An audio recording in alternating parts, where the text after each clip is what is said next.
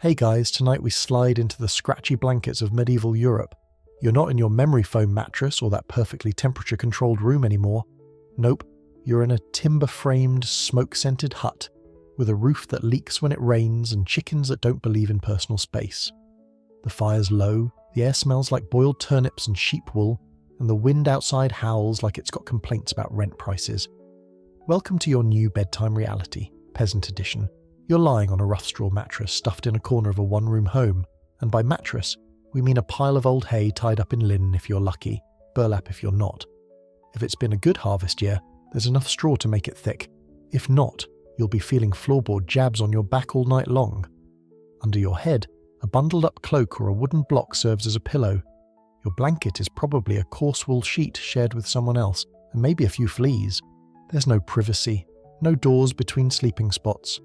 Mum snores in one corner, the baby's crying in the other, and your older brother is breathing directly into your face because it's too cold not to sleep close. You're exhausted.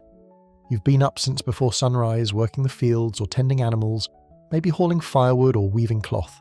Everything in your body aches, but sleep won't come fast. The room is alive with tiny sounds, creaking rafters, shifting hay, the drip of rainwater through thatch, someone muttering in their sleep.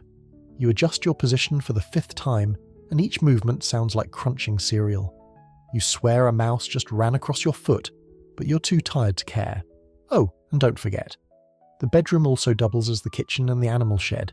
Yes, you're sharing space with a goat, who smells like a damp rug and occasionally chews on your blanket. This may sound wildly unsanitary, but in your medieval life, this is just standard.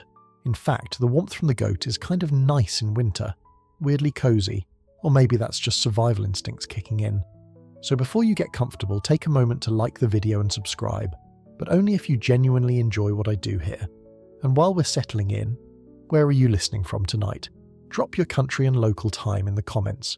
It's always cool to know who's lying in bed across time zones with us. Now, dim the lights, maybe turn on a fan for that soft background hum, and let's ease into tonight's journey together. The sun has set outside, but the glow from the hearth dances against the soot-darkened walls. No clocks, no electricity, just your body telling you it's time to sleep. This is pre-industrial fatigue, the pure, uncut kind. But sleep in the medieval world isn't simple. You don't just conk out for 8 hours. That's a modern invention. What you'll be doing, soon, is drifting into what historians call segmented sleep. You get a first sleep, maybe from about 8 p.m. to midnight, and then you wake up. Naturally, everyone does. No alarms, no lights.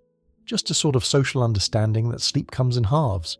During this middle-of-the-night limbo, you might poke at the fire, say a prayer, sip a little ale, or whisper to someone else in the dark.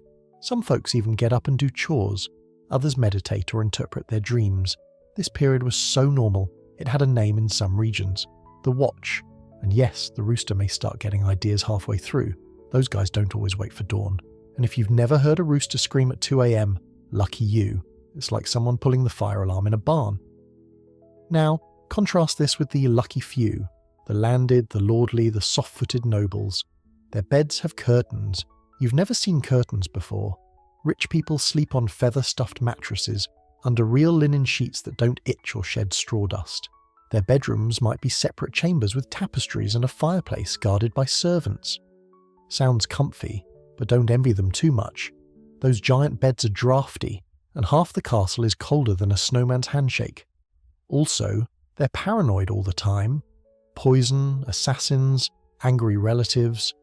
It's hard to sleep when betrayal might be hiding behind your headboard. Back to your life.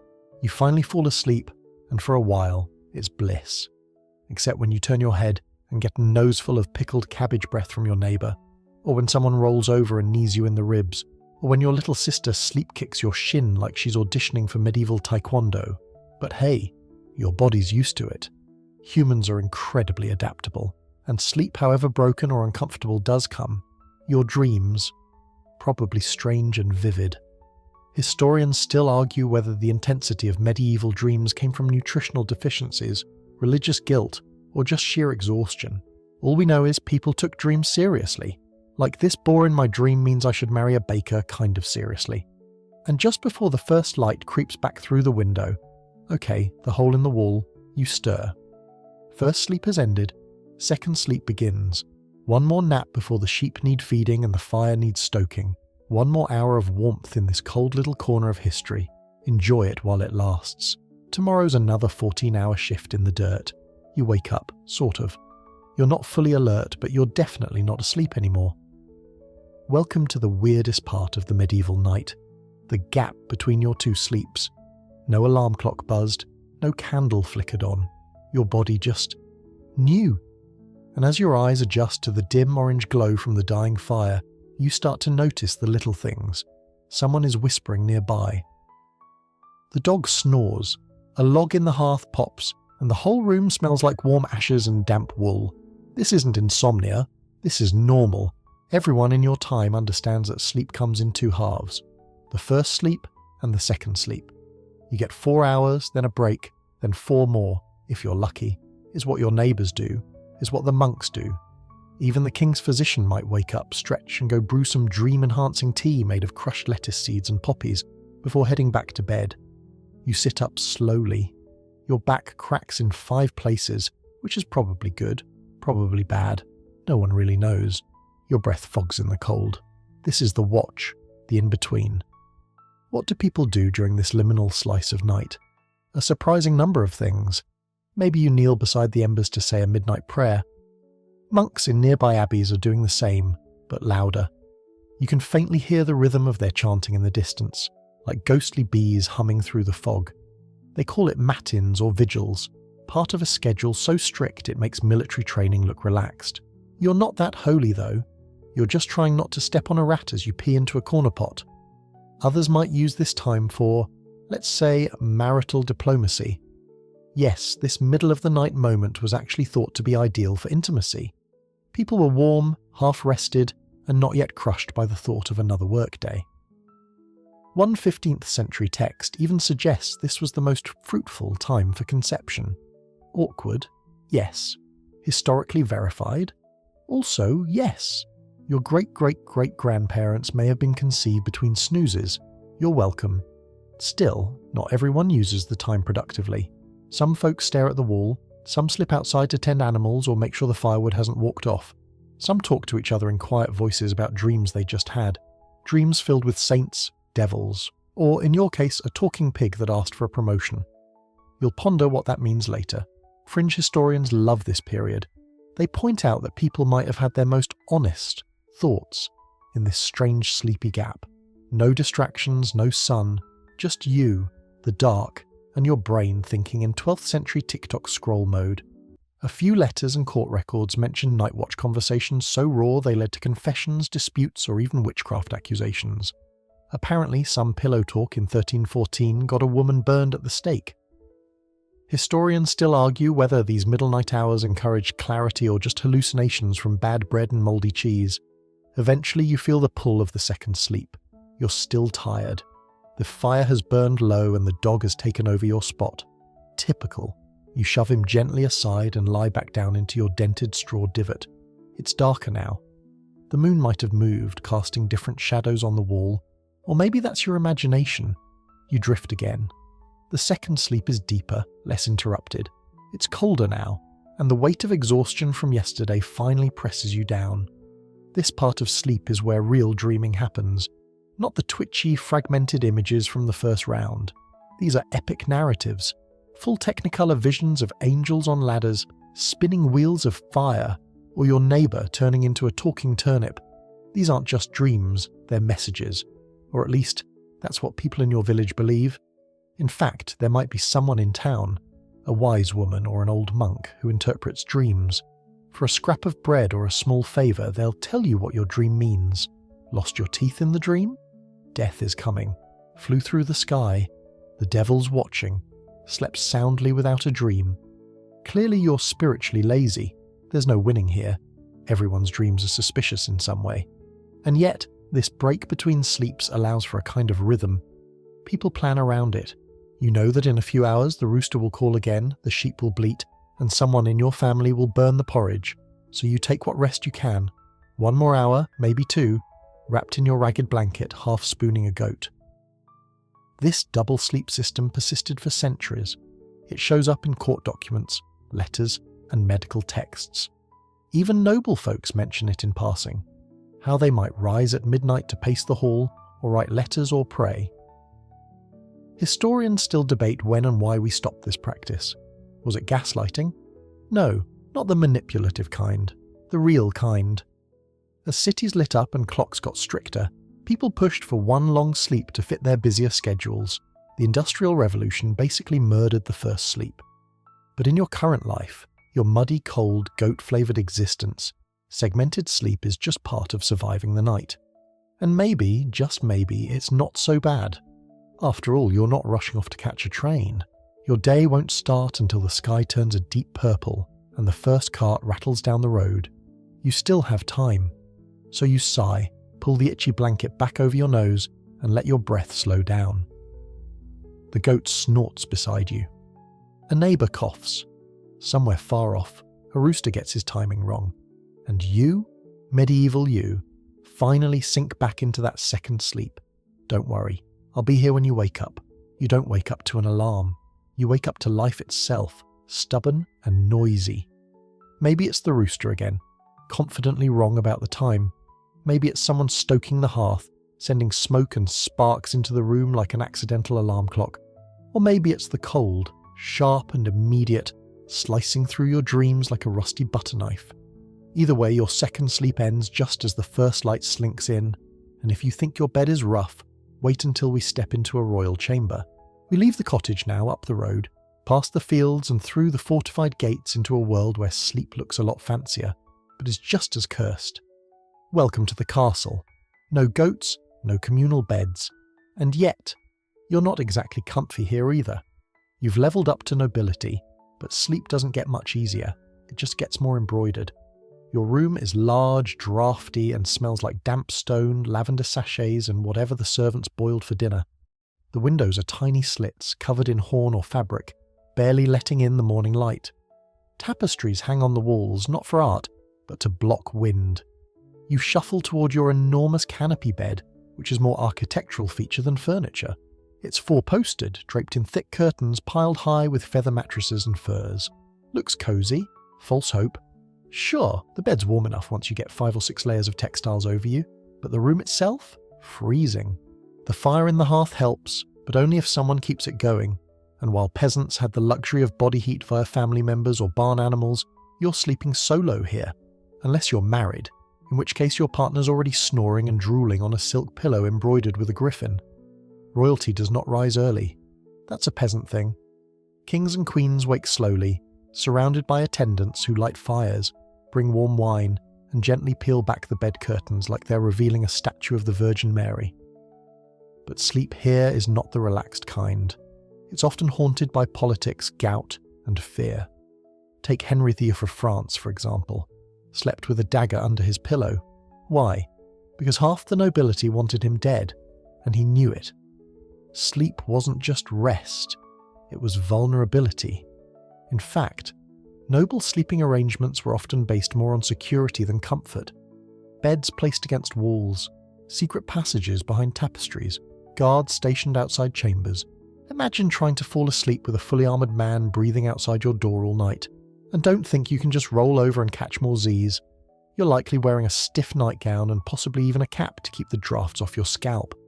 Some kings slept with gloves, not silk gloves, leather gloves, like you're about to strangle someone in your dreams. But even beyond the chill and the paranoia, there's another problem: medical opinion. Physicians of the day, many of whom were more philosophers than doctors, had very strong ideas about sleep. According to the 4 Humors model, too much sleep could imbalance your phlegmatic side, making you sluggish, melancholic, or even dangerously moist. Not good. They recommended moderate sleep and frowned upon sleeping past sunrise. Some even said that sleeping on your left side helped digestion, while the right side led to nightmares. Try remembering all that when you're curled into a fetal ball under 3 wolf pelts. Still, the rich did have their perks. Goose-down pillows, bed linen soaked in herbs, sleep music performed by live minstrels. Yes, really. Some royals even commissioned dream readings from court astrologers before bed. One account mentions Queen Isabella of France consulting a stargazer after dreaming of falling into a pit of snakes. The astrologer blamed Mars, as one does. Of course, none of this stopped the royal court from being incredibly superstitious. Mirrors were covered at night. Knives were kept under pillows to cut bad dreams.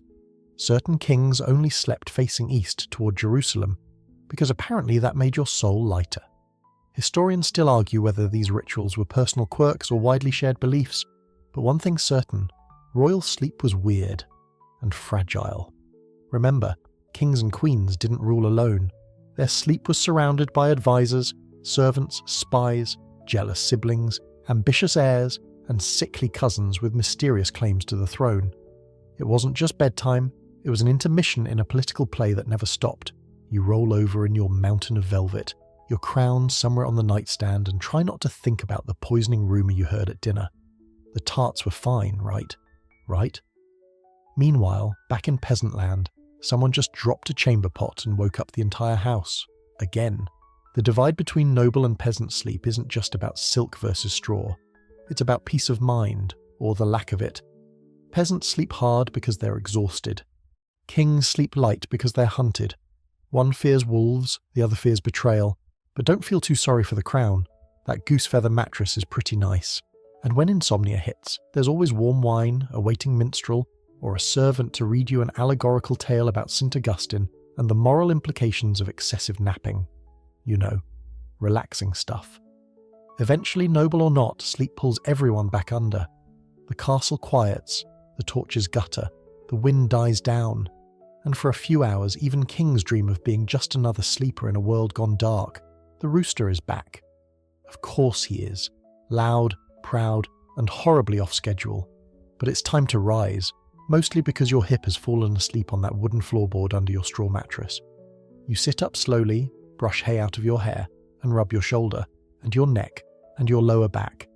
Because sleeping like a peasant in medieval Europe, not so much restful as it is survivable. Let's talk about pillows, or rather your painful lack of one. If you're a peasant, you don't have access to a nice fluffy place to rest your head. Pillows in your world are rare, expensive, and typically reserved for people who own more than 2 tunics. You, meanwhile, are lucky if you have a bundled up cloak or a folded piece of linen. Many folks just use their arm, which is charmingly rustic until your hand goes numb, and you wake up thinking you've been cursed by a sleep witch. Beds, too, are wildly inconsistent. Wealthy folks have wooden frames with mattresses filled with feathers or down, but you have straw. Old, often damp straw, tied up in a sack or spread out on a low pallet, and when the straw breaks down, which it does frequently, it turns into a dusty mess of pokey stems, sneaky bugs, and mouldy fluff. You might freshen it by airing it out, if it's not raining for the 7th day in a row. Your blanket isn't much help either. It's wool, itchy, smells like it was stored in a barn, because it probably was, and may or may not have tiny bite marks from last year's rats.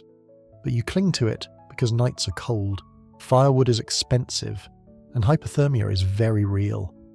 You shift in bed again, your blanket slides off, you pull it back up, elbowing your brother in the face in the process. He grunts but doesn't wake. Medieval siblings are like bricks when they sleep, heavy, silent, and in the way. As morning light leaks through the cracks in your wooden shutters, assuming you're rich enough to even have shutters, you hear the stirrings of life. Someone stoking the fire, a baby is crying, a chicken has somehow wandered indoors again, confused but determined. This isn't just your bedroom, it's the dining room, the living room, and the occasional emergency chicken coop, and everyone's in it. Families don't have separate sleeping spaces. Parents, kids, grandparents, maybe a visiting cousin or two, they all sleep in the same room, sometimes the same bed. Privacy is a myth, and boundaries are for castles. In this crowded space, you learn to adapt. You sleep on your side to take up less room. You curl your legs so you don't kick someone in the shin. You figure out that if your foot touches something squishy, it's probably the cat, or someone's face. Flip a coin, and it's not just the bedding that's the problem, it's everything. The sounds, the smells, the sheer density of life around you. Sleeping with 10 people and 2 goats in a 15x15-foot room isn't peaceful. It's logistical chaos. You wake up when they do, you lie awake when someone sneezes, and you cover your head when someone gets up to pee in the chamber pot, which sits suspiciously close to your feet. Still, medieval folks managed. They got used to the noise, the smells, the elbow wars. They were tired enough to sleep through just about anything, and they had lower expectations. No one was out here talking about REM cycles or optimal mattress firmness. If you woke up and nothing was visibly bleeding, it was a win. One fun fringe fact. In some areas, people actually name their straw mattresses, not out of affection, more out of habit. You might hear someone say, "Well, time to return to Old Itchy," or "Hope Prickly's feeling soft tonight." Honestly, once you've been sleeping on the same pile of hay for 6 months, naming it just feels polite. Historians still argue whether people found this communal sleeping comforting or oppressive. Some suggest it created stronger familial bonds. Others say it was stressful and led to conflict. One account from a 14th century diary describes an argument that started because someone claimed too much straw space and did snore grievously. Relatable. And let's not forget the actual bed construction, when there is one. If you're lucky enough to have a wooden frame, it's often just a simple platform held together with wooden pegs and sheer hope. Some beds had ropes strung across the frame to support the mattress. These ropes would stretch and sag over time, requiring tightening. This is likely the origin of the phrase "sleep tight." And yes, if the ropes weren't tight enough, you'd fall into the middle of the bed like a sad sandwich. Even in wealthier homes, furniture was sparse. A bed might be the only piece in the room besides a chest and a bench, and when you die, that bed might get passed down in a will. It's that valuable. In some regions, married couples' beds were part of legal contracts. If someone bailed on a marriage, they might have to give up the feather bed in the settlement. Nothing says heartbreak like losing the good pillow. So here you are, sitting on your edge of the straw, scratching a few flea bites, blinking in the dusty morning light, and wondering how many hours you actually slept. Doesn't matter. The animals need feeding, the fire needs tending, and your blanket still smells like goat. But for all its flaws, your bed is home. It's where you end your day, where you survive the long cold nights, where you share whispered secrets, dreams, and the occasional fight over blanket territory. Just don't expect to wake up rested. That's a modern fantasy. You think you've made it through the worst part of the night, until the noise starts. Not the rooster. He's just the opening act. No, this is the full orchestra of medieval bedtime chaos. Coughing, muttering, shuffling, scratching, snoring. Oh, the snoring. Deep, raspy, nasal, musical in the worst way.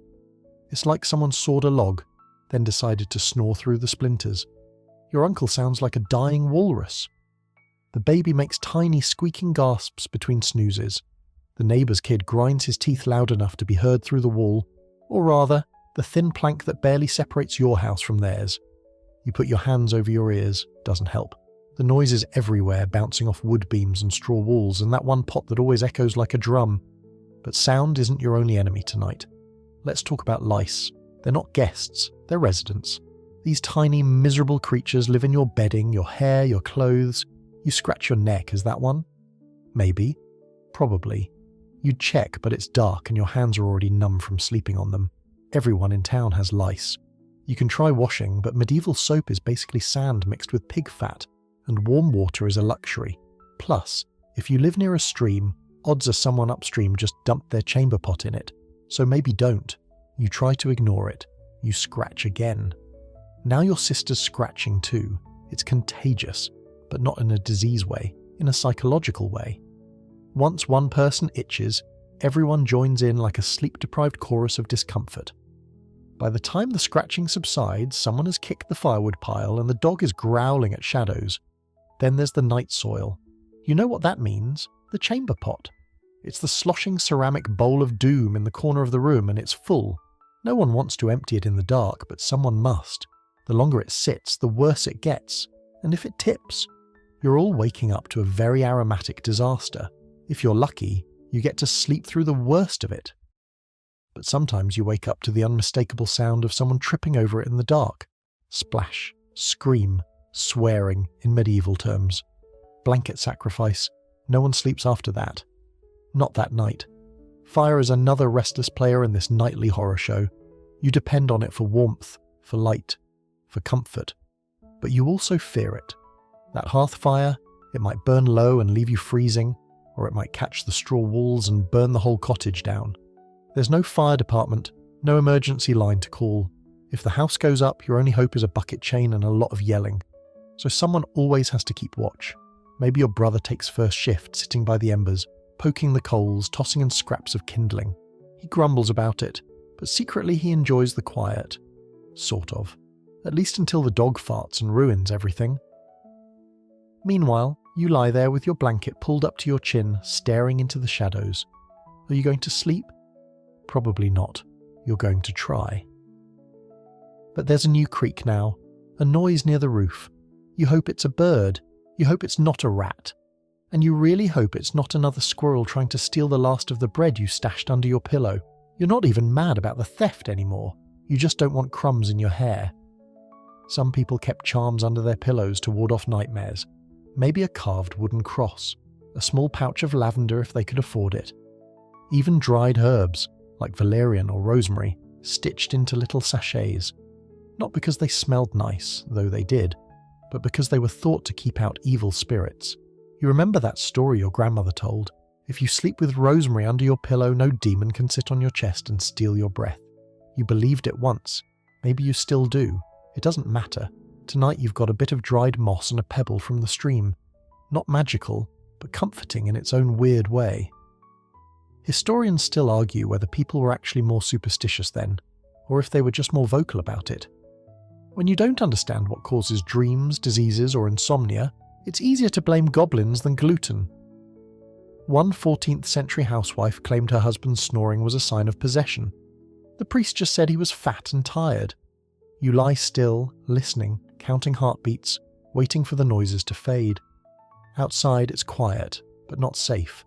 There are wolves in the woods, real ones, and bandits too, desperate, hungry men who might steal livestock, food, even children. You've heard the stories. Everyone has.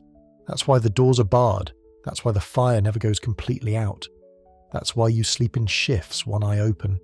Even in villages, people locked up tight at night. Towns had curfews enforced by bell towers or patrolling guards.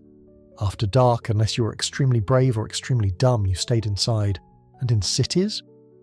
Night watchers stalked the streets with torches and clubs, making sure no one broke the silence, or at least that's the theory.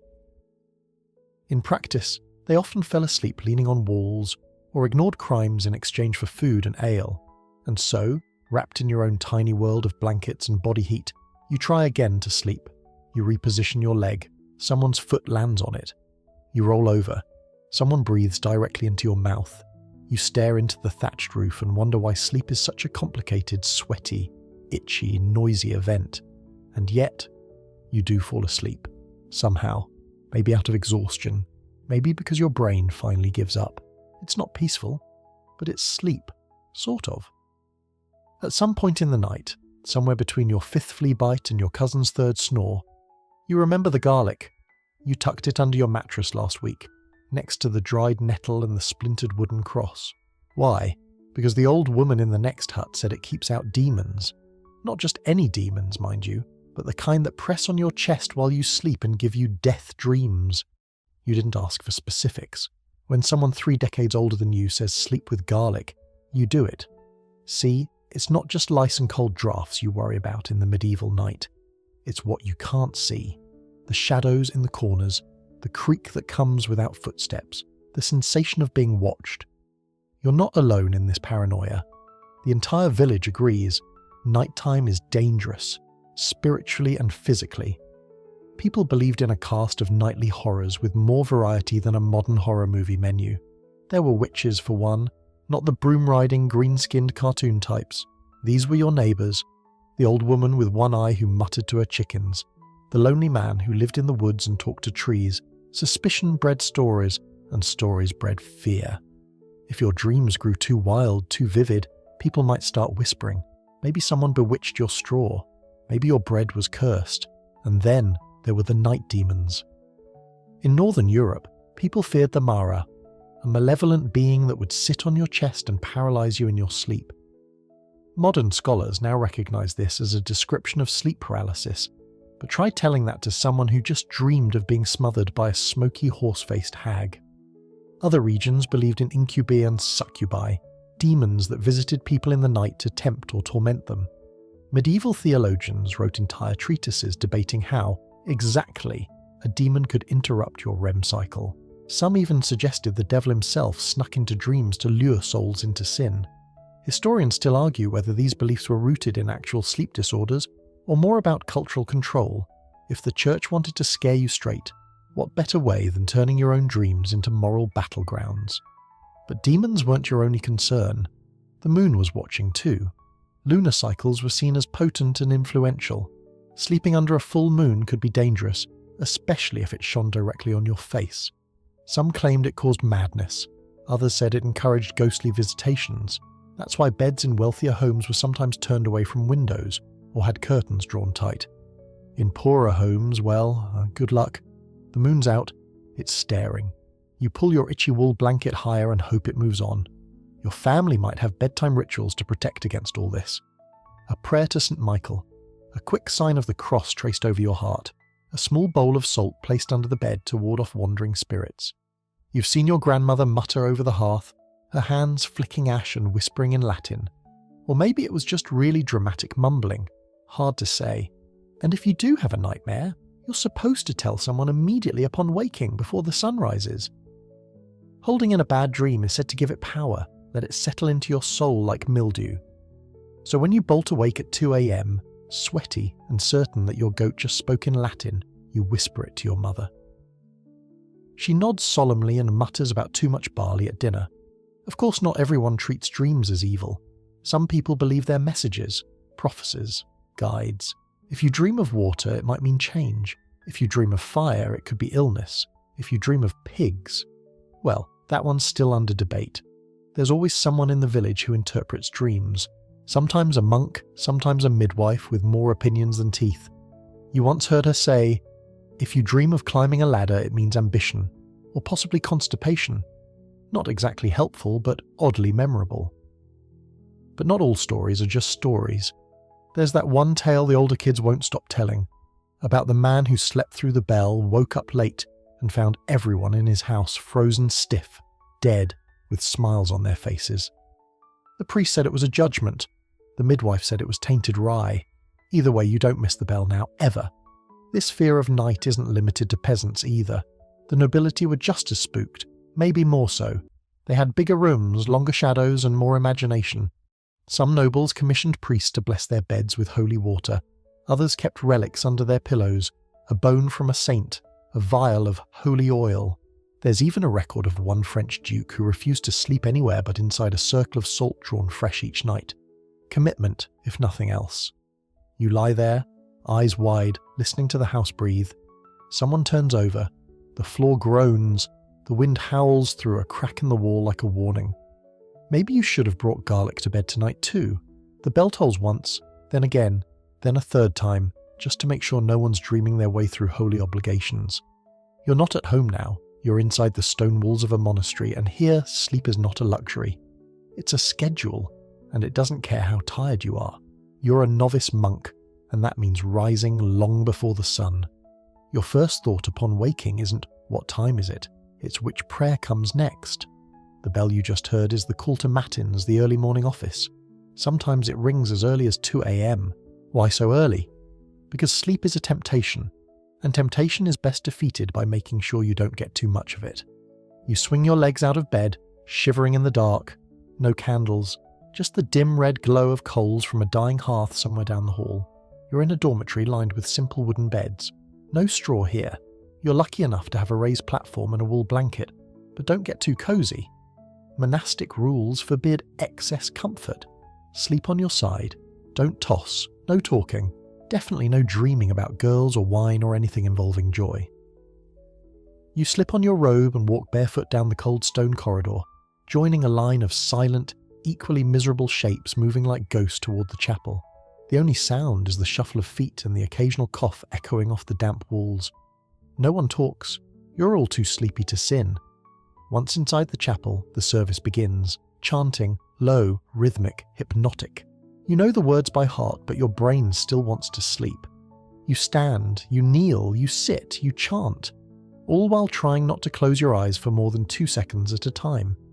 One monk did, last week, and he face-planted onto the floor. No one laughed, at least not loudly. This is your first interruption of the night. There will be more.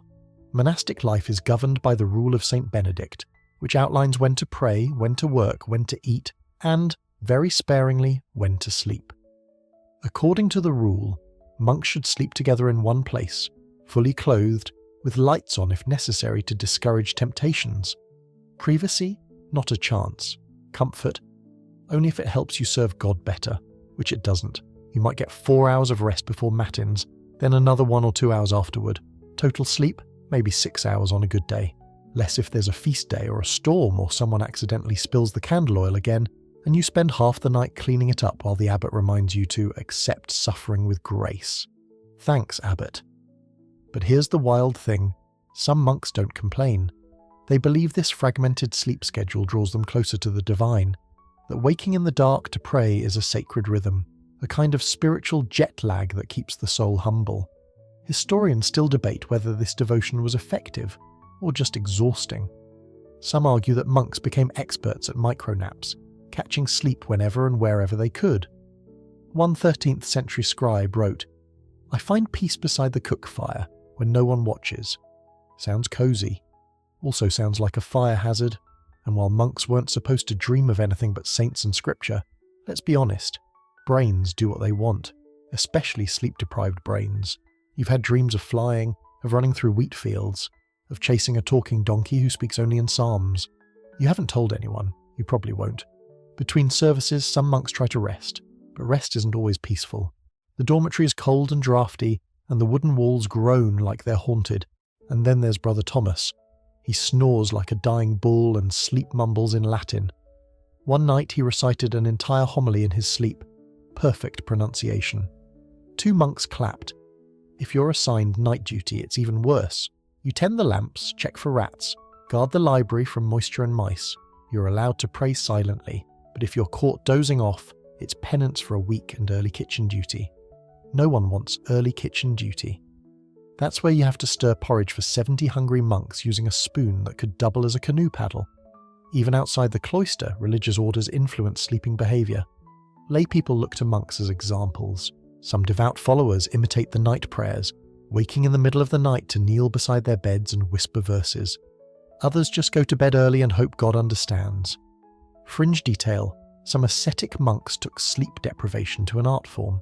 They'd sleep standing up, or curled in corners, or with a rope tied around their waist and attached to a post so they couldn't lie down fully. Why? To fight temptation, to test faith, to make sure they didn't accidentally sin in their dreams. Because apparently dream sin was a real concern. A very serious monk once confessed to dreaming of cheese and then fasted for 3 days in penance. The cheese was unrepentant. And then there are the saints. Stories abound of saints who never slept, or only slept an hour a night, or slept on beds made of thorns. St. Catherine of Siena is said to have trained herself to live on almost no sleep at all. Whether this was devotion or delirium, historians still argue, but their sleepless feats inspired centuries of religious insomniacs determined to pray more, sleep less, and try not to collapse during matins.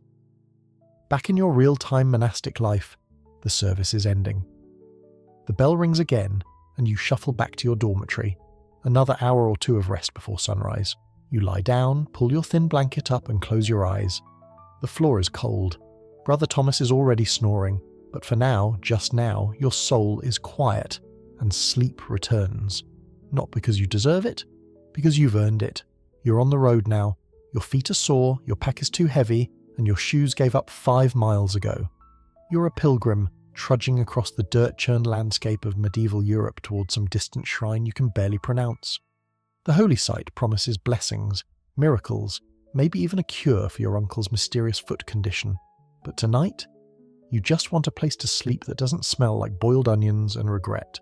It's sunset and the horizon is bleeding gold. You find a roadside inn, if you can call it that. It's more of a shed with ambition. There's a sign swinging over the door, shaped like a barrel and creaking with each breeze. Inside, the air is thick with wood smoke, sweat, and something that might have once been cabbage. You blink through the gloom and approach the innkeeper, who eyes your dusty robes and mutters something about coin first, fleas later. You pay. That was your first mistake. Because tonight, you're sleeping in a medieval inn, and it's not the cozy, roaring fire and ale fantasy you've been sold. It's a chaotic bundle of strangers, all crammed into one room, sometimes one bed. You're lucky if you're not sharing it with a butcher from Bruges who talks in his sleep and smells like he marinated in liver. Beds are rented by the space, not the person. If you pay for a half bed, you're sharing. If you pay for a quarter bed, may God have mercy on your spine. Some inns offer only floor space. Bring your own straw, curl up like a salted pretzel, and hope no one steps on your face during a midnight bathroom trip. You wedge yourself between two snoring pilgrims, one clutching a string of beads, the other holding a sack of something that definitely just moved. You tell yourself it's a chicken, and it's better that way. The room is loud, voices murmuring, dice clattering, a bard in the corner softly plucking at a lute that's missing two strings. Someone's arguing in French, someone else is praying in Latin. A drunk guy near the door is telling anyone who'll listen that he once wrestled a bishop. No one believes him, but they let him talk, and that's just inside. Outside, the roads aren't safe. Bandits, thieves, wolves, take your pick. Inns are supposed to be sanctuaries, but every guest knows the locks are mostly decorative. You sleep with your boots on, your pouch hidden, and your knife tucked under your thigh, not for show, for survival. You drift in and out of sleep. Your straw pillow smells like fish. The man beside you wheezes in rhythm like an asthmatic accordion. You wake up halfway through the night when someone rolls over and plants a foot directly on your neck. You let it happen. You're too tired to fight. By now, you've lost all sense of shame. Everyone here is just trying to sleep, safely. Some pull their cloaks over their heads like tents. Others mumble through rosaries, hoping to keep nightmares, or pickpockets, away. A woman 2 beds over is snoring so loud the thatch roof trembles. Someone passes gas, and a few guests groan in protest. But no one moves. It's just normal. One weird detail. Some inns offer charms. For a few extra pennies, you can get a blessed token to hang near your head. Usually a scrap of parchment with a prayer scrawled on it, or a dried herb bundle tied with a red string. The idea is to ward off evil spirits, or indigestion. No one's really sure which. Historians still argue whether these tokens were sold out of genuine belief, or just a clever upsell by innkeepers who knew exactly how scared travellers were. Either way, you bought one. It smells like lavender and desperation. You cling to it anyway. Eventually you drift deeper into sleep, but not for long. The fire sputters, someone kicks over a mug. You hear a door creak, and suddenly the room is wide awake. A new guest stumbles in, blood on his tunic, eyes wide. Bandits, a mile down the road. Everyone sits up. The innkeeper grabs a cudgel. A few guests quietly hide their valuables. You stay perfectly still, pretending to be asleep. You're not brave, you're tired. After the tension dies down, the guests settle again, this time slower, more cautious. One by one, sleep reclaims the room. But even if you escape the noise, you're still at the mercy of the bedbugs, or the lice, or that chicken that just nested under your blanket. Medieval inns weren't sanitized. They weren't even really cleaned. Sheets rarely got washed, and mattresses soaked up generations of sweat, tears, and storytelling. If you sleep well in one, it's either divine mercy, or you passed out from sheer exhaustion. Still, there's something oddly communal about it all. These strangers, peasants, pilgrims, merchants, monks, are here together, breathing the same smoky air, sharing warmth, listening to the same bad lute solo. No one's comfortable, but no one's alone. You wake just before dawn, stiff and sore, but alive. You check your pouch, it's still there. The man beside you has drooled onto your sleeve. The chicken is gone, a small win. You stand, stretch, and step into the grey light of morning. The road calls, the shrine waits, and your next bed. Hopefully not full of feathers that move on their own. You finally make it back to your village, your legs barely attached and your brain fogged from nights of communal snoring and lumpy straw. You're ready to sleep like royalty, or at least like someone who doesn't have to share a pillow with a ferret. You peel off your crusty boots and toss your tunic over a peg. Time to collapse into bed. But first, a question floats through your weary mind. What exactly should you wear to bed? Well, here's the short answer. It depends on how rich you are and how lucky you feel. If you're a peasant, there's a good chance you're sleeping in your day clothes. Maybe you take off your belt or loosen a few ties, but let's be honest. That tunic hasn't left your body in days and it's doing just fine. Undressing entirely, that's reserved for baths, rare, emergencies, also rare, or death, eventually. And if you do strip down, you're probably just in your shift. Basically a long linen undertunic. Think of it as medieval pyjamas, but more scratchy, less fashionable and definitely unbranded. You might own two if you're lucky, one of which is perpetually damp from being washed in icy stream water and slapped over bushes to dry. Some people sleep nude, not for comfort, but because it's just easier. Why wrinkle your only decent outfit? And if you're sharing a bed with your entire family, well, privacy is already gone. Modesty gets replaced by a shrug and an extra blanket. Among the wealthy, however, bedtime fashion becomes a bit more curated. Aristocrats often wore night robes made of finer fabric, linen, silk if they were especially extravagant. Some even had embroidered hems and monograms, because what's sleep without status? One noblewoman reportedly owned an entire collection of sleeping gowns, dyed in expensive colours like woad blue and madder red. A midnight runway, if you will. But even nobles didn't go full cosy mode. No fleece slippers, no soft cotton onesies. They might sleep with a nightcap to keep warm since castle chambers were notoriously cold, and a kerchief to cover their hair. It's like bedtime armour against drafts and lice, because yes, even rich people had lice. Fringe fact? In some places it was considered immoral to sleep naked. Church sermons occasionally warned that demons found naked sleepers easier to tempt. Something about skin being a beacon for sin. Whether this was an actual fear or just another way to make people feel guilty for enjoying their nightshirt-free existence is still debated. But on the other hand, sleeping in too many layers came with its own warnings. Physicians in the 14th century insisted that sleeping in heavy clothes could trap bad humours in the body and lead to all manner of diseases from melancholy to digestive collapse. One medieval health manual suggests wearing only what is decent and breathable to bed. Honestly, not terrible advice. So here you are now, back in your hay-filled nest, deciding between sleeping in your road-weary tunic or risking a cold backside under your single-course blanket. You opt for a compromise: shift, socks, and a wool hood that smells vaguely of onions. Fashionable? No. Functional? Sort of. As you curl up, you think about how strange it is that there are no rules. Everyone sleeps differently. Some in full dress, some bare as the day they were born. Some curled into straw piles, some on feather mattresses behind velvet curtains. There's no one medieval right way to do it. That said, you've picked up a few unwritten rules along the way. Rule 1. If you're sharing a bed, always sleep facing the same direction as the other person, unless you want to accidentally kiss your cousin on the nose. Not recommended. Rule 2. Don't hog the blanket. It's probably one of only two in the entire house. And if you take more than your share, someone will retaliate with cold feet against your back at 3 a.m. Rule 3. If someone smells worse than you, say nothing. This is not the time for heroics. Hold your breath. Think about herbs. Pretend you're in a field of violets. And Rule 4. Don't ask too many questions about what's living in the mattress. You won't like the answers. Historians still argue whether bedtime in medieval Europe was communal bonding or shared misery. The truth, as usual, is probably both.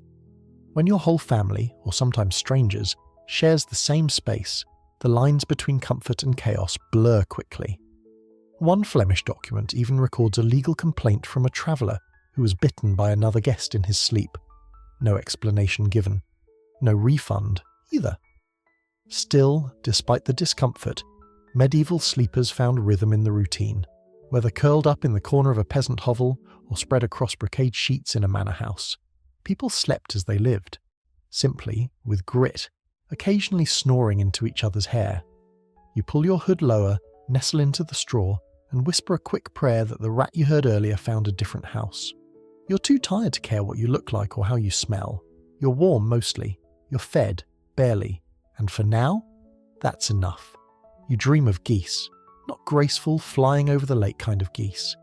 These geese have teeth. They chase you across a field yelling in Latin. One of them wears a bishop's hat.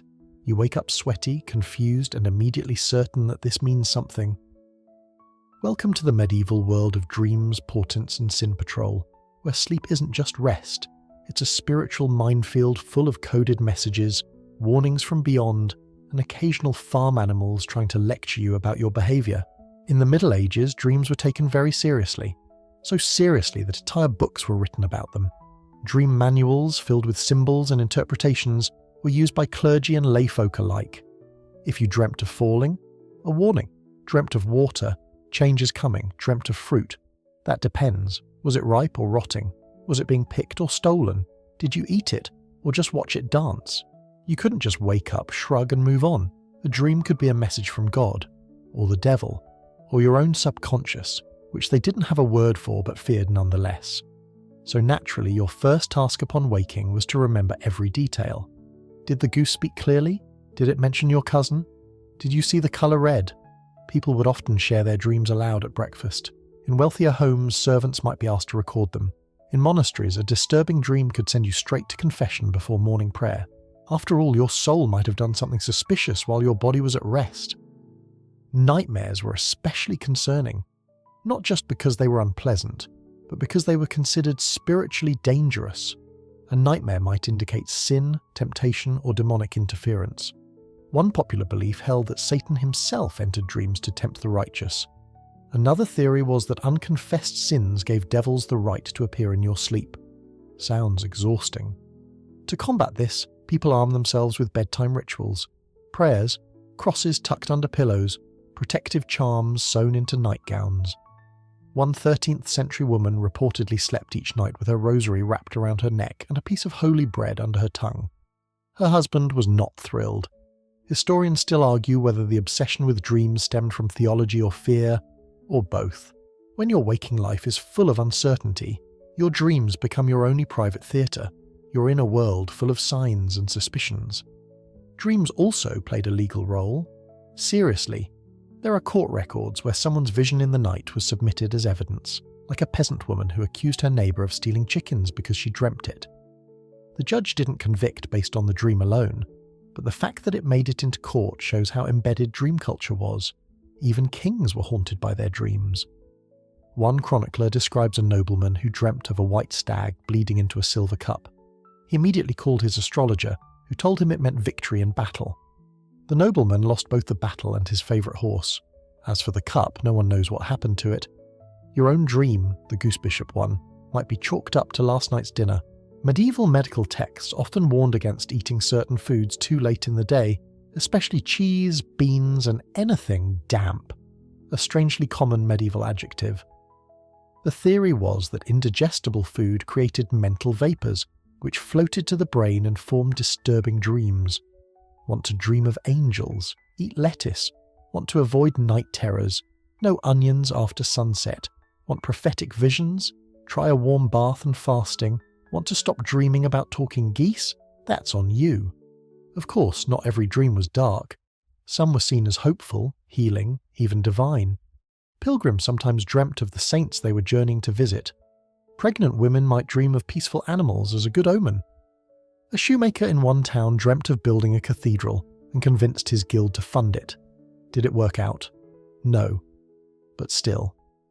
There were also dream interpreters, semi-professional ones, who travelled from village to village offering their services. For a few pennies, they'd tell you whether your dream meant wealth, war, or wet weather. Some were scam artists. Some genuinely believed their gift. One even made it to court, where he told a bishop his recurring dream about drowning meant he had too much pride.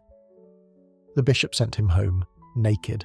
People didn't take criticism lightly, and then there's the ultimate fear, the dream as premonition. If someone dreamt of death, especially their own, it was taken seriously. People might rewrite their wills, confess hidden sins, give away their best goat, all because they saw themselves in a coffin with a raven on the lid. One man in Milan dreamt his wife vanished into smoke, and the next day she left him. For his cousin. So, not wrong. You lie there now, blinking at the dim ceiling, trying to decide if your goose bishop was divine or just bizarre. Was it a warning, a prophecy, or just a side effect of too much turnip stew? You may never know, but you do know this. In the medieval mind, sleep was never neutral. It was a journey, a message, a risk. Your dreams might elevate you, or condemn you. So maybe tonight, skip the onions, say an extra prayer, and tuck your rosary somewhere safe. Because when you sleep in this world, you're never truly alone. You wake up groggy, with straw in your hair, and a nagging sense that the goose bishop is still judging you. You stretch, yawn, and begin your daily routine, which mostly involves not dying. But before you so much as take a step toward your day's labour, your grandmother gives you the side eye and mutters, "You're sleeping too much. It makes your blood go soft." Thanks, Gran. In medieval Europe, too much sleep was considered just as bad, maybe worse, than not enough. You weren't supposed to be chasing 8-hour nights and leisurely naps. You were supposed to rise with the sun, work until you couldn't see your hands, and collapse when your body gave out. That was the noble path. And if you slept in, you might be lazy, or sick, or possessed. Possibly all three. Doctors, well, physicians, who at the time were equal parts philosopher and vibe checker, had strong opinions about sleep. Drawing on the four humours theory, they believed the body was filled with black bile, yellow bile, phlegm and blood. Balance these and you'd be healthy. Unbalance them and, well, you might develop a condition where your nose turns purple and you forget Latin. Sleep, they said, was wet and cold, a phlegmatic condition. It cooled the body, calmed the heart, and let your organs process food. But overdo it. Your humours stagnated, your blood thickened, your mind dulled, and worst of all, your body became prone to melancholy, that catch-all medieval diagnosis that covered everything from depression to just a bit gloomy today. So you were encouraged to sleep, sure, but not too much. Especially not during the day. Daytime napping, unless you were elderly or ill, was considered suspicious. Idle hands, after all. A peasant who napped might be seen as shirking labour. A noble who napped too long could be accused of gluttony or sloth, 2 of the 7 deadly sins. That's right, your nap could send you straight to confession. One fringe belief even warned that too much sleep made your soul wander, as in, it drifted too far from your body and might not come back fully. People feared deep sleepers for this reason. If you slept too soundly, it meant you had no control over your soul. Historians still argue whether this was literal belief or metaphorical caution, but the effect was real. People feared the line between rest and spiritual risk, and yet people still tried to hack sleep, medieval style. Physicians recommended lying on your right side to avoid compressing your liver. Left side sleeping was associated with heart pressure and strange dreams. Sleeping on your back, a direct invitation to demonic visitation. On your stomach, a sign of moral weakness and digestive failure. You could actually be judged by how you napped. Some doctors advised eating warm, soft food before bed. No beans, no garlic, and absolutely no onions. Too spicy, too wet. You needed balance. A 14th century English guide recommended a glass of light wine, heated with sugar and ground coral. Yes, coral, to promote smooth dreams. A more affordable version used warmed goat's milk and a pinch of crushed fennel. Whether it helped? Unclear. Whether it made you burp lavender in your sleep? Absolutely. For insomnia, people turned to herbs. Poppy, lettuce seed, henbane, risky, valerian and chamomile were all mixed into teas or pillows to encourage sleep. But beware, some of these were downright dangerous. A mismeasured dose of henbane could knock you out for days, or forever. Meanwhile, some monks and mystics viewed sleep as a spiritual enemy. You know those saints who only slept 2 hours a night. They weren't just showing off, they were fighting sin. Sleep was considered a vulnerability, a place where impure thoughts and temptations crept in. Better to stay awake, pray more, deny the body, and if you did sleep, do it with intention, short, disciplined, and never after sunrise. Even peasants, despite their backbreaking work, internalized some of these ideas. Sure, they were often too tired to argue with their bodies, but the guilt was there. Up with the sun, down with the devil, went one village proverb. You knew that if you slept too long, your neighbours would talk, your animals would get restless, and your chores would multiply. Of course, some folks ignored all this and slept as much as they could. Travelling performers, brewers, certain smiths who worked by commission. They might catch extra hours in the afternoon or sleep until mid-morning if no one was watching. But even they were cautious. Being known as a late riser wasn't good for your reputation. It suggested laziness, or madness, or possibly an unholy tryst with the moon. There's even a recorded case of a young man in Prague being accused of heresy because he claimed he received divine visions during sleep. The church interrogated him for weeks before deciding his dreams were just dreams. Still, he lost his job and his bed. You, meanwhile, are trying to survive the contradictions. You're exhausted. You want to rest. But Gran's glaring again, and you're starting to wonder if that second nap was in fact a slippery slope into sin. You stand up, stretch, feel your knees pop like tinder twigs. Back to work. But you'll remember this the next time someone tells you medieval people just went to bed early and woke up with the sun. It wasn't that simple. Sleep was a moral decision, a medical mystery, and a religious tightrope. And somehow, you're expected to walk it all with a flea-bitten wool blanket and a prayer. The bed is warm, too warm. Someone's breath is on your neck, someone else's foot is under your hip. You shift carefully, trying not to wake the baby, or step in the bowl of oats someone left too close to the straw mattress. Welcome to another night in a shared medieval bed, where personal space is a fantasy and sleeping solo is either a punishment or a luxury you'll never afford. Let's be clear, in medieval Europe, privacy is a modern invention. Most people sleep together, family, friends, servants, travellers, you name it. If there's room, they're in. If there's no room, they're still in. There's no stigma. There's no awkwardness. It's just efficient use of space in a world without radiators or king-sized beds. Tonight you're sharing your straw-stuffed mattress with your older brother, your cousin visiting from 3 towns over, and a neighbour who just needed a place to crash for the night. You try to lie still, arms tucked in like a sleeping squirrel, but it's no use. Someone elbows your ribs, someone else shifts and breathes directly into your ear like a haunted bellows. And yet, this is normal. In peasant homes, the entire household sleeps in one room. If you have a bed frame, great. If not, the floor will do. The parents usually claim the warmest corner, often with younger kids tucked in beside them. Older children cluster wherever there's space. The animals, small ones at least, get spots too. A dog curled by the fire, a chicken perched near the wall, a piglet if you're lucky enough to own one, and nobody complains because everyone is grateful for the body heat. Even in wealthier homes, bed sharing was common, not always for necessity, sometimes out of custom or politics. A visiting guest might be invited to share a bed with the host, not because they were friends, but because that's just what people did. A nobleman might sleep beside his steward. A lady might share with her maid. It was practical, it was safe, and sometimes it was the best way to swap gossip after dark. This doesn't mean it was always comfortable. One fringe fact from a 15th century diary details a merchant who travelled with 2 companions and ended up in a 4-man bed, squeezed beside a travelling friar with a most pungent breath and dreams of strong conviction. The merchant wrote, "Sleep was limited, prayers were loud, someone's elbow was in my eye." You adjust your position, trying to claim a few inches of mattress. The challenge isn't just space, it's rules. There's an etiquette to sleeping with others. You don't turn to face someone unless you're related or married. You don't stretch unless everyone else does. You absolutely, under no circumstances, fart under the blanket. That's grounds for being thrown into the hearth. Then there's talking. Some families chat before sleeping. A soft recap of the day, hopes for tomorrow, a few gentle jokes if spirits are high. But once the fire dims and the room quiets, you're expected to hush.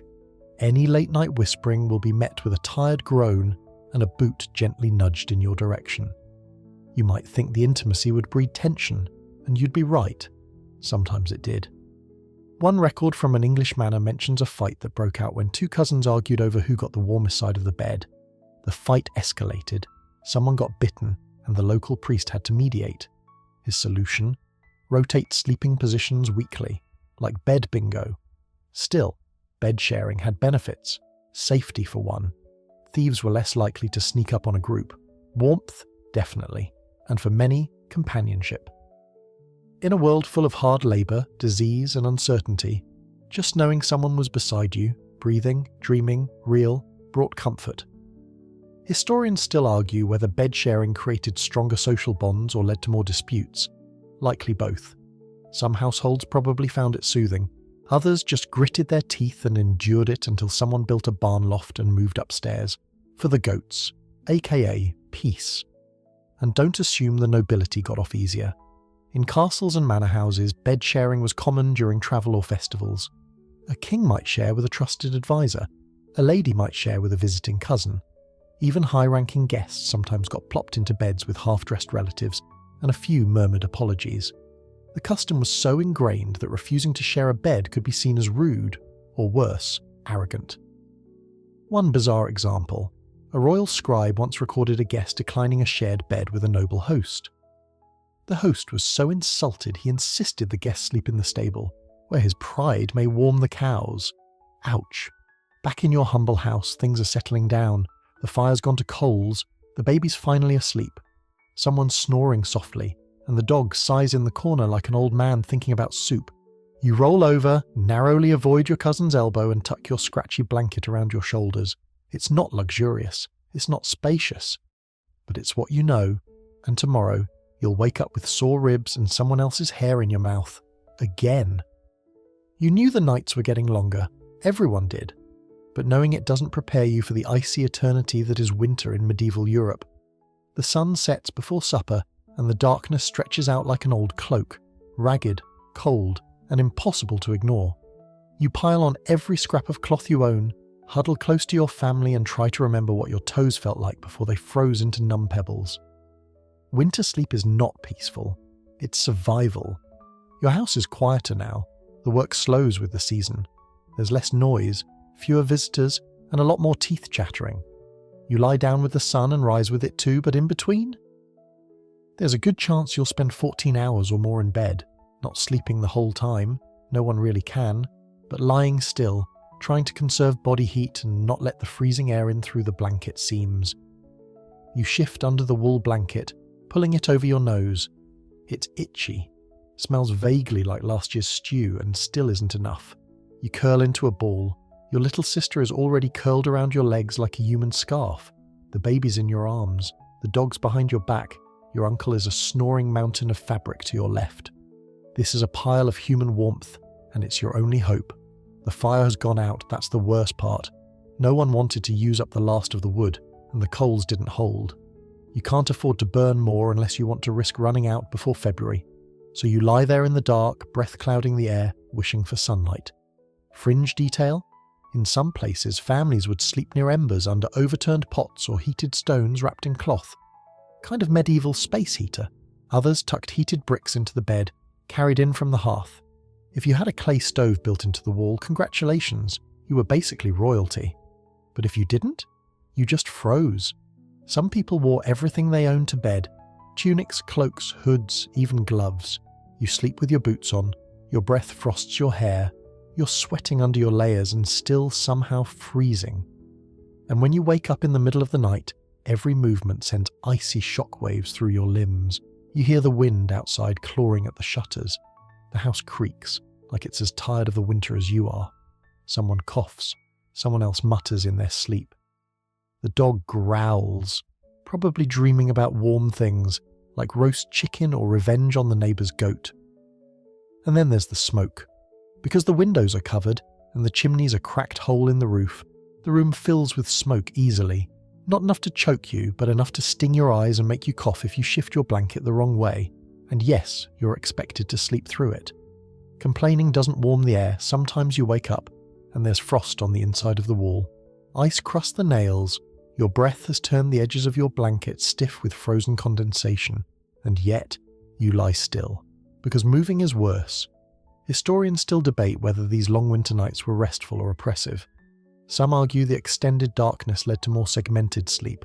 2, sometimes even 3 distinct periods of rest, broken by brief moments of wakefulness. Others believe people simply dozed lightly, drifting in and out while wrapped in silence and soot. One diary from a 14th century shepherd mentions the slow sleep, a state between dreaming and waking that lasted for hours. He wrote of hearing his own heartbeat echo off the walls and how time seemed to stretch like melted wax. Whether that's poetic flair or chronic hypothermia is anyone's guess. But it wasn't all bad.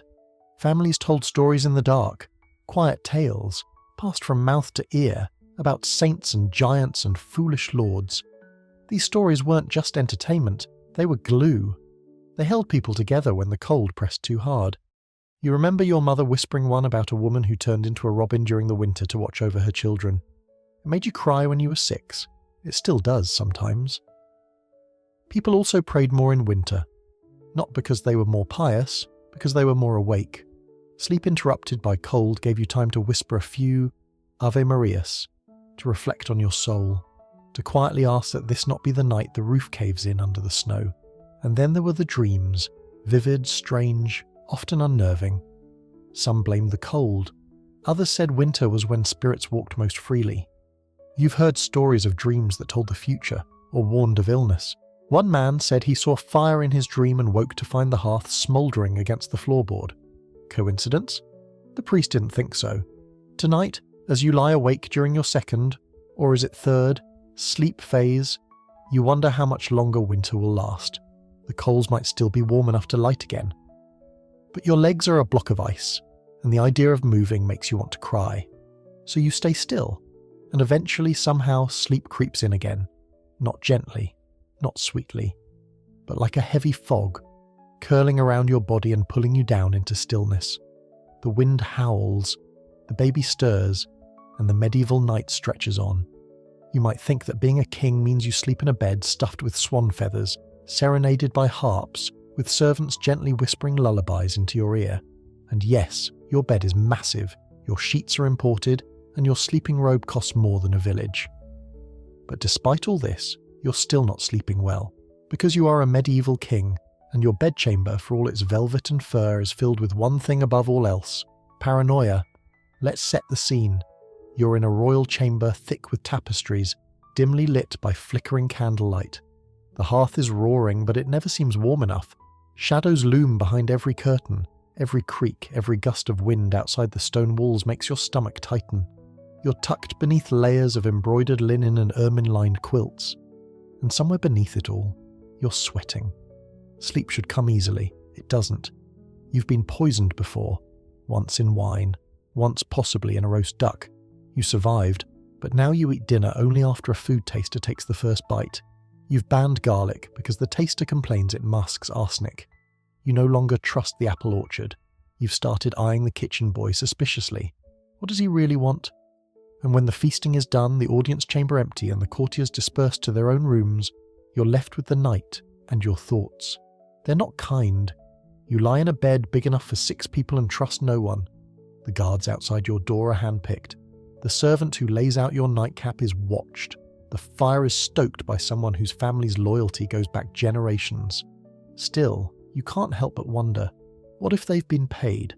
What if tonight's the night they open the latch and let your brother in? Because if there's one thing medieval history proves, it's that kings don't sleep easy. Henry IV of France, we've already mentioned, kept a dagger under his pillow. Richard III reportedly slept in full armour during rebellion rumours. Charles VI of France occasionally refused to lie down at all, claiming his body would shatter. That one might be more medical than political, but it doesn't make the bed any cosier. And then there's the problem of health.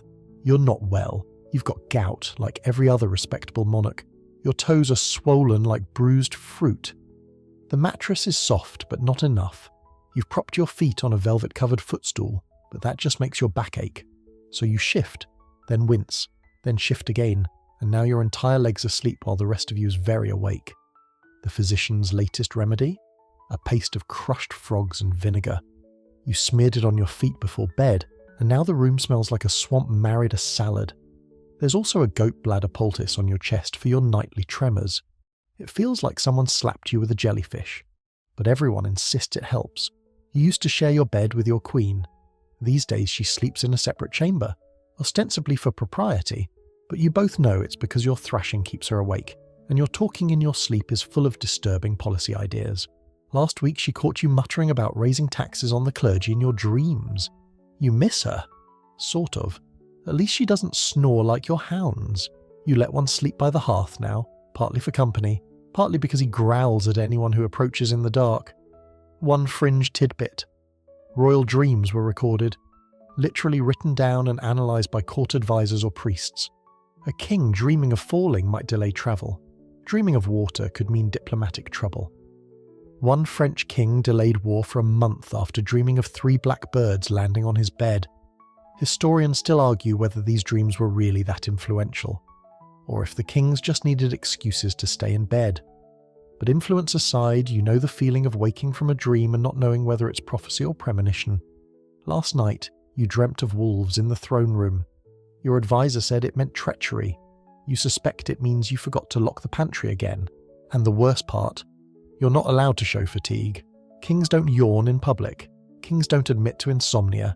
You sit in court each day, eyes rimmed in red, pretending your royal schedule is perfectly restful, that you didn't wake up 5 times to check that the door was still bolted, that you don't feel like you're aging in dog years. Sleep becomes something you chase, like a deer through the woods, and the harder you chase it, the faster it runs. So here you are now, king of all you survey, ruler of lands vast and rich, and you'd trade your crown for one uninterrupted night of sleep without gout, betrayal, or dreams about your own funeral. You close your eyes, the fire crackles, your dog groans, and somewhere far off in the castle a servant whispers to another, "He's talking again." You murmur something about frogs and taxes, and drift. Sleep shouldn't be a luxury in a siege, but here you are trying to nap while your city is being pounded by rocks the size of livestock. It's not going well. You lie in your shared peasant attic, squeezed between 2 barrels of dried peas and a bundle of old cloaks, listening to the rhythm of war outside. The catapults groan, the walls shake. Somewhere in the distance, someone is shouting orders you can't make out. Closer still, someone else is crying quietly into a sack of oats. It's day 15 of the siege. You haven't had fresh bread in a week. The well inside the city walls is running low and the rats aren't even pretending to hide anymore. Sleep is a fragile, stolen thing, when it happens at all. You close your eyes and try to pretend the creaking roof beam isn't a metaphor for your mental state, but your body won't let you rest, not fully. Every sound jolts you. A dropped spoon, a baby's whimper, the terrifying thunk of something hitting stone far too close to your house. There's no safety, no rhythm, no first sleep or second sleep. There's just sleep when you can, wherever you can. You grab moments between bombardments, you catnap through arguments, you rest while someone else keeps watch. And when you do sleep, you dream in shallow, broken fragments, usually about food. If you're a soldier on the walls, sleep is even worse. You don't take off your armor, you barely take off your boots. You doze in shifts, helmet on your lap, sword within reach. Your body's exhausted, but your brain is sprinting laps. You dream of arrows, of fire, of your mother's soup. One fringe detail? Some soldiers tied their helmets to their heads with cord while they slept, just in case they had to wake and fight instantly. Others slept with shields across their bodies like metal blankets.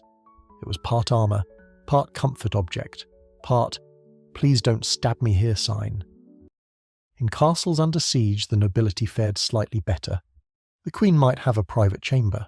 The king might still sleep in a proper bed. But make no mistake, nobody's resting easy.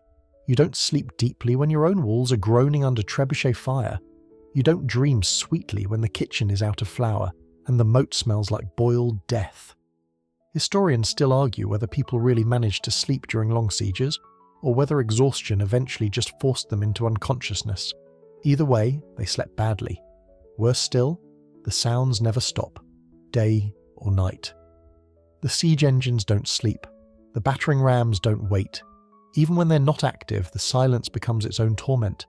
What are they planning? Are they digging under the walls? Are they building ladders? Are they waiting for you to fall asleep? Inside the city, sleep spaces get even more chaotic. Churches fill with refugees. People sleep in rows on the floor. Families squeeze into stairwells, storage rooms, or cellars, anywhere they feel slightly safer from incoming rocks.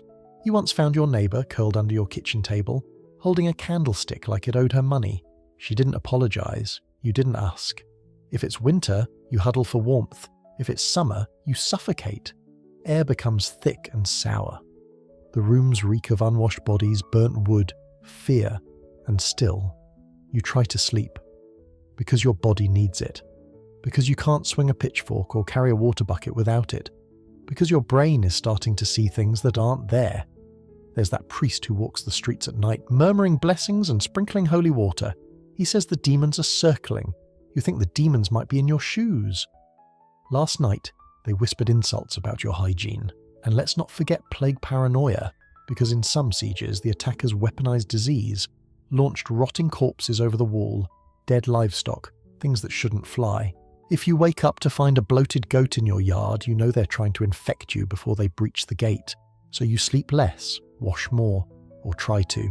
You hang garlic by the door, you mumble protective prayers before bed, you tie a small wooden cross to your belt just in case you die in your sleep. The priest says it'll help guide your soul, In moments of relative quiet, you might hear someone snore and feel jealous. Or worse, furious. How can they sleep? Don't they know we're all about to die? Then you catch yourself drifting. Your eyes close, your mind floats. You see a vision of a roast chicken juggling apples. You're pretty sure that's not a real dream. You open your eyes again. Sleep during siege is strange like that. Disjointed. Unreal. It feels like a mix of dream and panic, like your body's trying to rest, but your brain refuses to file the necessary paperwork. You'd give anything for a full night's sleep, a proper mattress, a closed door, a quiet hour without someone coughing up their soul in the corner. But tonight, all you get is a sack of straw, a borrowed blanket, and the distant sound of stones crashing against stone. You close your eyes anyway, and hope the next sound you hear isn't the wall falling. You're sweating before breakfast.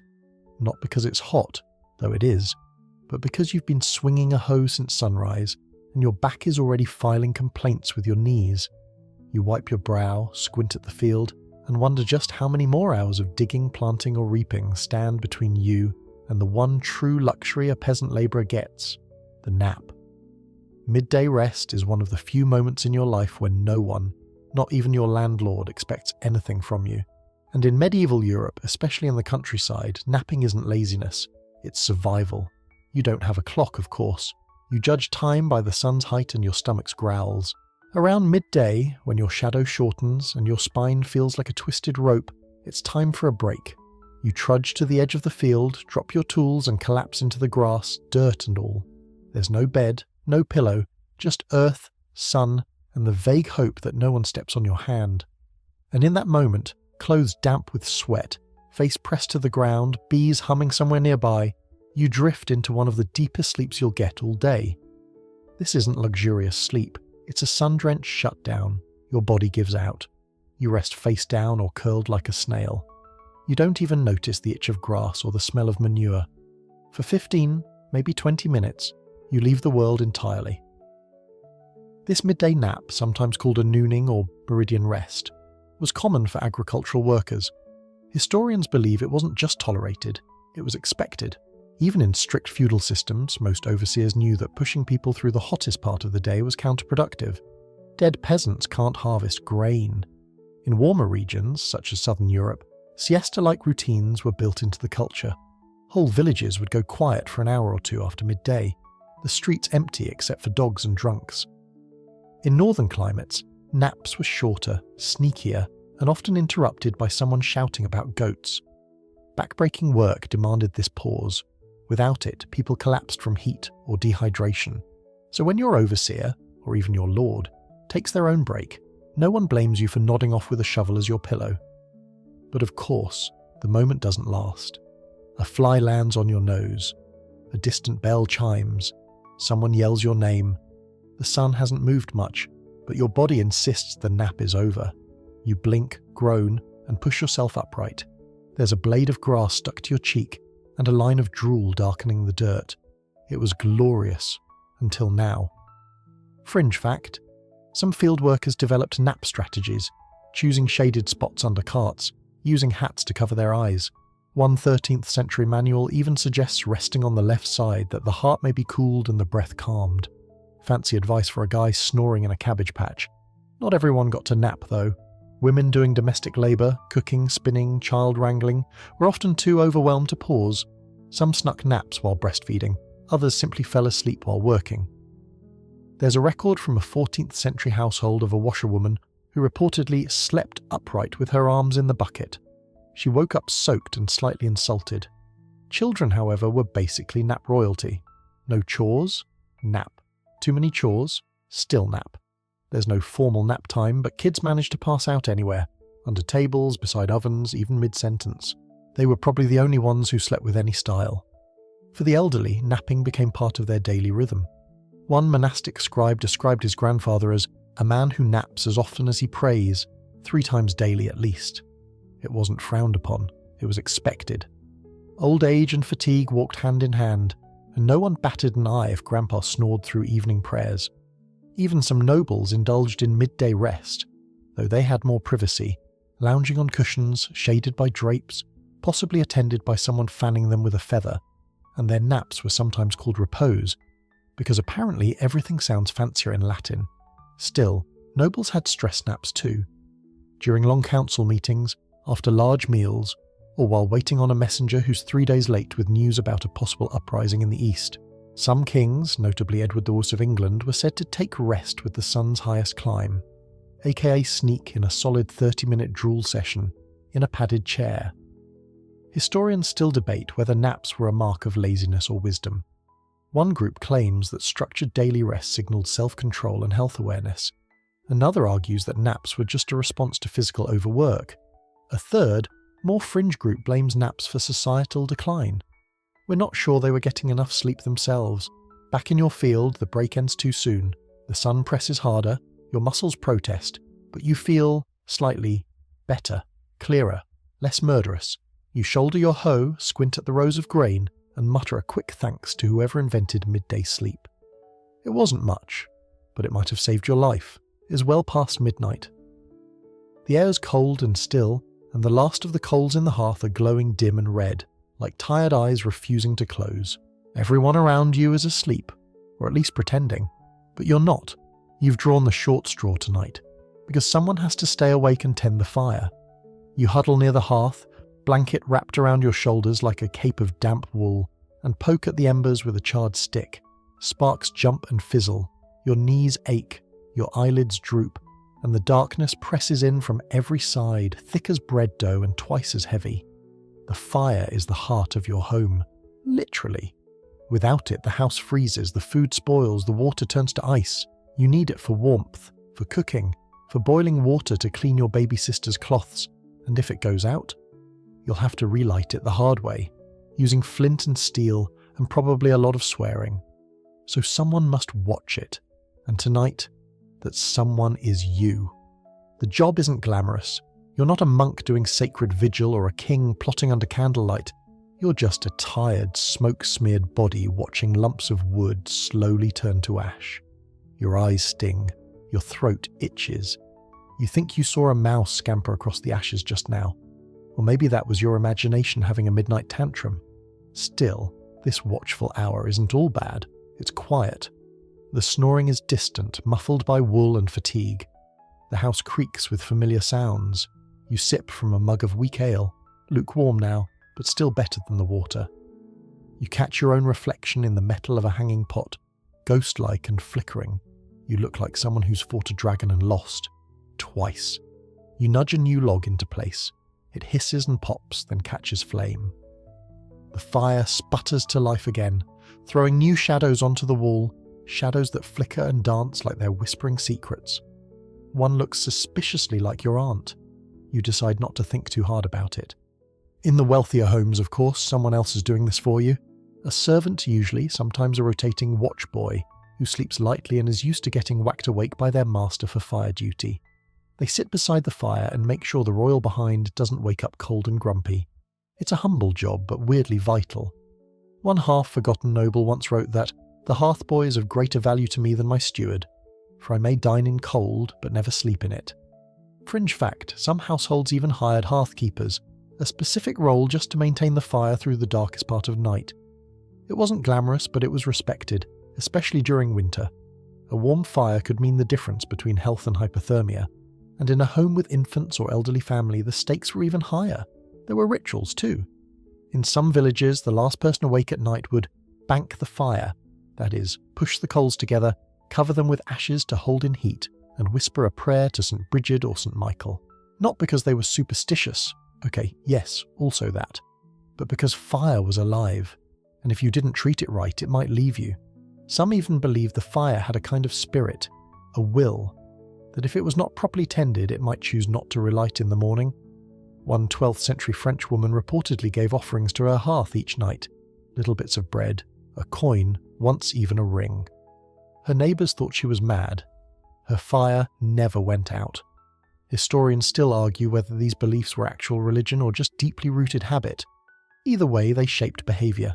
Fire wasn't just heat, it was memory, presence, even protection. Without it, your house was nothing but stone and straw. And don't forget the practical side. A warm hearth in the morning meant your household started faster. The baby's porridge could be made sooner, The wash water could be boiled. You could start your day with warmth instead of a bone-deep shiver and a flint that just won't spark. You yawn, shift. The room is still dark, but the fire is strong now. You feel proud. You might have kept the whole family alive through this one night. Then again, you've still got an hour or two left. You feed the fire another log. It accepts. You stretch your legs and think about the dreams waiting for you, just out of reach. The house is quiet. The fire hums, and for a moment, the world holds its breath in stillness. The moon is high. The village is still. But you're awake. You know you shouldn't be. No one should be. But your feet are already laced into your shoes, and your cloak is wrapped tightly around your shoulders. You glance once more at the door. You know what time it is. You know there's a curfew, but you also know you need to go. Because in the medieval city, night is not for sleeping. It's for sneaking. Curfews weren't casual suggestions. They were laws. At sundown, a town bell or a horn would signal the couvre-feu, literally cover fire. That meant it was time to douse your hearth, snuff your candles and stay put. Not just for fire safety, but for order, quiet, control. Curfew meant the streets belonged to the watch now. You ease open your door and slip into the alley. The cobblestones are slick with night dew, and your breath puffs in the cold air. Somewhere far off, a dog barks. Somewhere closer, a shutter creaks. You feel like the entire town is holding its breath with you. Why are you out? Maybe you're delivering a late-night message. Maybe you're meeting someone in secret. Maybe you just needed air and didn't want to explain yourself to your aunt, who thinks night air gives you gout and bad dreams. Whatever your reason, you're breaking a rule. Because after dark, everyone is suspicious. If the city has walls, and most do, you won't be getting in or out. Gates are closed and guarded, and anyone caught outside is either a fool, a thief, or worse. Inside the walls, watchmen patrol the streets, carrying lanterns, staffs, and very large opinions about what counts as suspicious behaviour. You keep to the shadows. You know the alleys. You step over a pile of vegetable peels and skirt a puddle that smells like a tavern's leftovers. You pass a shuttered bakery and whisper a quick wish to Saint-Honoré that they saved you the good crust for tomorrow. Suddenly, footsteps. Close. You duck behind a barrel. The lantern light flares. 2 figures pass, mumbling about someone stealing firewood. Watchmen. You don't move. Not until their voices fade into the clinking stillness. Fringe fact. In some cities, watchmen were so underpaid they'd sleep through their shifts, huddled near warm chimneys or bribed with leftover beer. In others, they took their job way too seriously. In London, one watchman arrested a man for walking with too much haste and not enough apology. If they catch you, the punishment won't be death, but it won't be pleasant. Fines, maybe. A night in the stocks. Worse if you're carrying something you shouldn't. Bread you didn't pay for. Notes not written by your hand. Tools better suited for burglary than baking. Historians still argue how strictly curfews were enforced. Some towns were lenient. Others used them to suppress unrest, especially during times of plague or rebellion. For many cities, curfews were less about fire safety and more about fear of the dark, because dark meant uncertainty, crime, magic, the devil's hour. And crime did happen. Not just pickpockets and burglars, but full-blown conspiracies, secret meetings, smuggling rings, midnight lovers with knives and alibis. If you were out at night, people assumed you had something to hide. Of course, not everyone breaking curfew is shady, some are desperate. Midwives called to emergency births, butchers sneaking in early deliveries, widows searching for lost cats. Okay, maybe not the last one. No one risks arrest for a cat. Probably. You remember a story about a woman who was caught walking to church at night to pray for her sick husband. They let her go, but only after she recited the Lord's Prayer backwards to prove she wasn't a witch. Still, the fear of the night runs deep. That's why people hang sprigs of rosemary over their doors. That's why iron horseshoes are nailed above thresholds. That's why you, even now, have a charm in your pocket, a tiny carved face meant to ward off evil. Does it work? You don't know. But it feels heavier tonight. You reach your destination. A back door, 1 knock, then 2, then 1 again. A sliver of candlelight appears. Thought you weren't coming, someone whispers. I almost didn't, you say. And just like that, you're inside. The curfew still stands, the night watch still walks. But for now, you've slipped between the cracks. Eventually you'll sneak back home. You'll peel off your shoes in the dark, try not to wake anyone, and slip under the blanket pretending you never left. Your sister will grumble, the dog will sniff your feet disapprovingly, but you'll fall asleep, heart still racing, wondering if they saw you, if they followed you, if someone knocks on your door tomorrow, because sleep after curfew isn't peaceful, it's earned. The bell doesn't ring this morning. The street is too quiet, and when you step outside, the air smells wrong, thick, metallic, like rust and wet wood. The baker's stall is empty. No smoke rises from the smithy.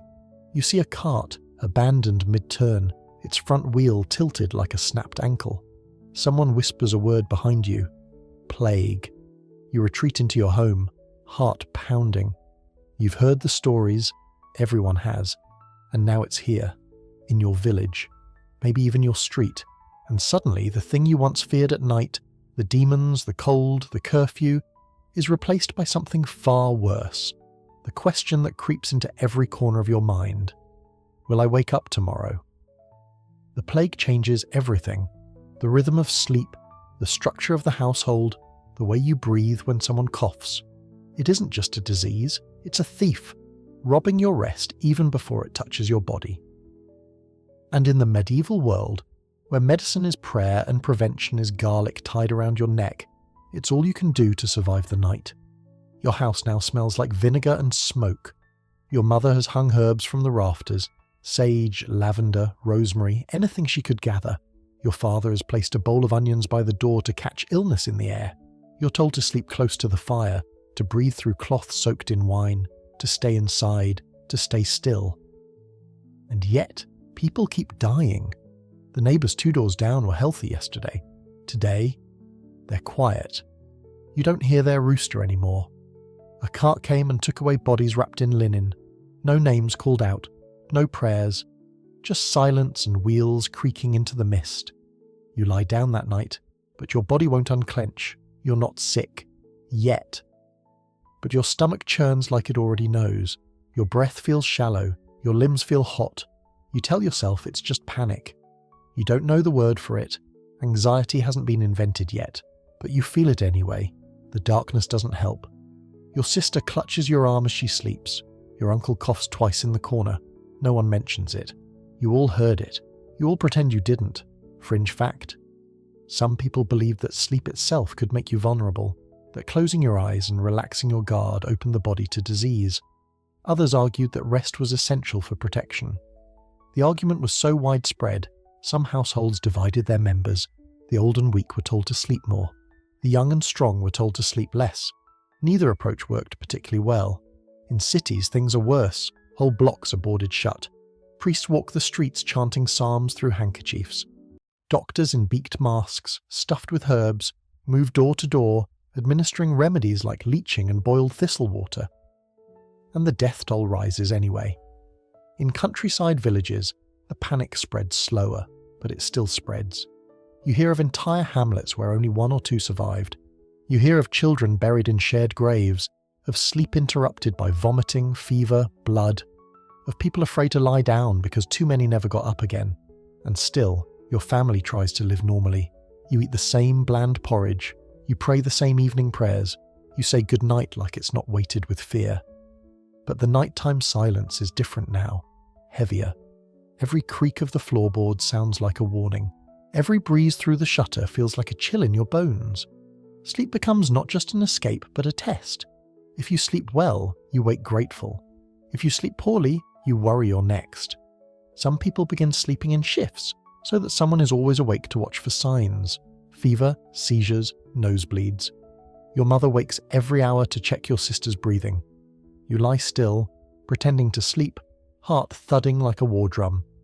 Historians still argue whether sleep during plague outbreaks truly decreased or just changed in quality. Some documents suggest people slept longer as a means of coping. Others show rising reports of night terrors, of ghost dreams, of people screaming themselves awake. Fear, it turns out, is a powerful sedative and an even stronger stimulant. In one town, a local woman was accused of witchcraft after neighbours claimed she slept too peacefully, while others died. She said she just drank poppy tea. They didn't believe her.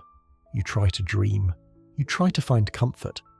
You remember a lullaby your grandmother used to sing, about a sheep in the fog, about stars blinking softly behind the clouds. You hum it to yourself under your breath, barely audible. Your sister stirs, then settles again.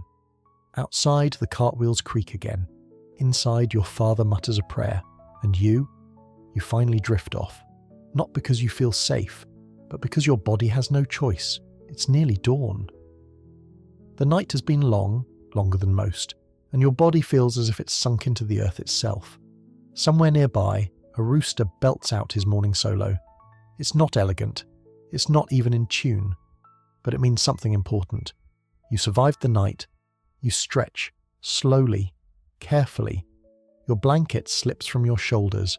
Cold air rushes in, and your skin puckers like a plucked goose. But you don't pull the blanket back.